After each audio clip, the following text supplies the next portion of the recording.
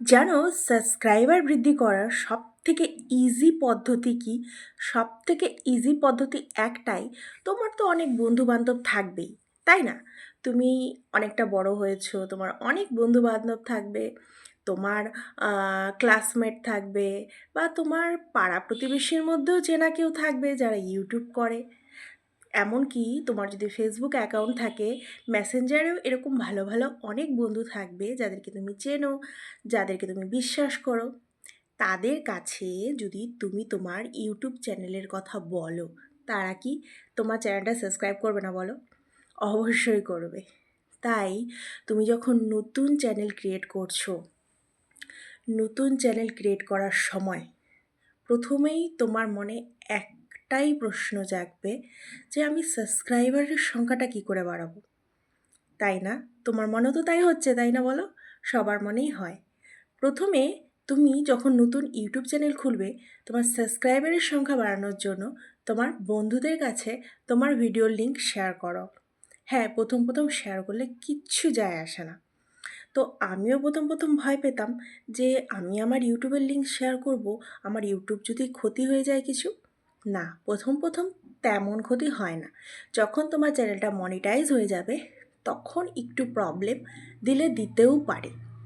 কিন্তু তোমার যতদিন না তোমার চ্যানেল মনিটাইজ হচ্ছে ততদিন তুমি তোমার চ্যানেলের লিঙ্ক তুমি শেয়ার করতেই পারো।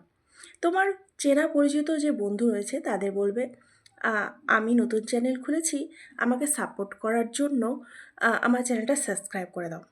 হ্যাঁ, অনেকে আছে যারা সাবস্ক্রাইব তো করে দেয়, পরবর্তীতে আনসাবস্ক্রাইব করে দেয় চুপ করে। হ্যাঁ, আমারও হয়েছে তাই।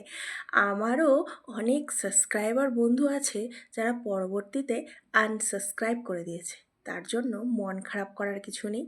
আনসাবস্ক্রাইব তোমার হতেই পারে, কারণ তোমার যে সমস্ত ভিডিওই তাদের ভালো লাগবে বা তোমার প্রতি যে তারা কাইন্ড হার্টেড হবে এমন তো নাও হতে পারে, তাই না?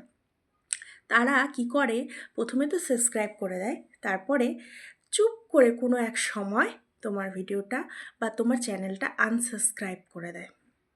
দেখলে তোমার খারাপ লাগবেই যে আমি আমার সাবস্ক্রাইবার এতগুলো হয়ে গেল, আস্তে আস্তে কমে গেল। কী করে সম্ভব? কারণ তোমার চেনা পরিচিতর মধ্যেই এরকম থাকবে যারা প্রথমে তো সাবস্ক্রাইব করে দেবে, তারপরে চুপ করে আনসাবস্ক্রাইব করে দেবে। তবে যারা যারা আনসাবস্ক্রাইব করেছে তাদেরও কিন্তু বোঝা যায় যে কে করেছে আনসাবস্ক্রাইব।